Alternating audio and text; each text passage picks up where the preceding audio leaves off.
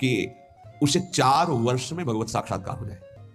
नारायण स्वामी को 4 वर्ष में, तो कह रहे नारायण भगवान की कृपा से इस दास को जो अनुभव हुआ अजपा जाप से 4 वर्ष में भगवत साक्षात्कार।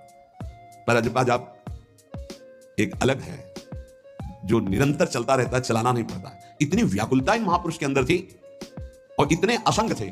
एक रस्सी केवल कमर में और टाट की पट्टी की लंगोटी बस, पूरा टाट ऐसे गमछे की तरह नहीं, केवल टाट की लंगोटी, एक रस्सी बस। पूरे जीवन में गर्मी सर्दी बरसात, और व्याकुलता इतनी थी कि प्राण त्यागने के लिए तैयार थे कि मुझे कोई सदगुरु मिले।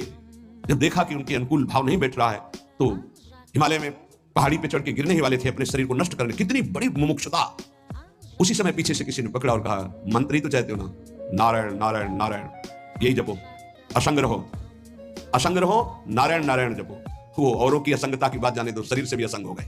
वो कह रहे कि 4 वर्ष में अजपा जाप से मेरे स्वामी नारायण की कृपा से इस गुलाम को भगवत साक्षात्कार हुआ। पहला जो दर्शन हुआ, इससे पता चलता फिर आगे दर्शन होते रहे। पीछे छमछम की आवाज आई। अचानक वो इतना आकर्षण था कि मैं मुड़ा, देखा वो विमान की छोटी छोटी घंटियां बज रही थी। 4 पार्षद जो भगवान नारायण के आसपास थे और बीच में भगवान नारायण विराजमान थे।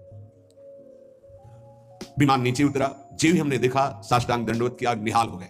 मेरे स्वामी नारायण, जो नाम जप करोगे भगवान वही रूप का अनुभव कराएंगे। उन्होंने कहा, अब तुम्हारा जीवन कर्तव्य पूर्ण हो गया, अब तुम्हारे लिए कोई कर्तव्य नहीं। बद्रिकाश्रम चले जाओ और वहां बस मेरा भजन करते रहो, तुम्हारा काम पूरा हो चुका है। इस साधन से मैं कृतकृत्य हो गया अजपा जाप से। ये अजपा जाप सब कोई कर सकता है, पर इसमें ये नियम है, वाणी से सत्य बोलना। अजपा जाप उसी का चलेगा, सत्य बोलने वाले का।